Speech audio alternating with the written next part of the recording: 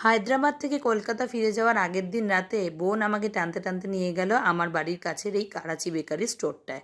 আর ঢুকেই আমি চলে গেলাম একদম পেস্ট্রি কাউন্টারে। একদম হ্যাংলার মতো ওকে বললাম, বাবা চলে তো যাচ্ছিস, আমাকে একটা কেক খাইয়ে দে।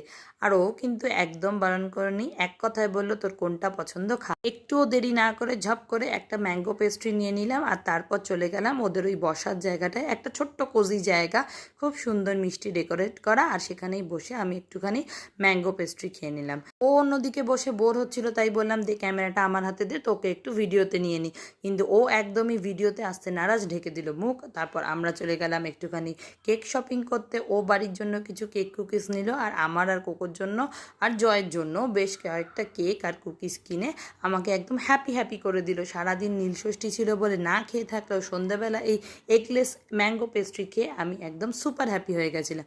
বড় ভিডিওতে আমি সব ডিটেলস দিয়ে দেবো।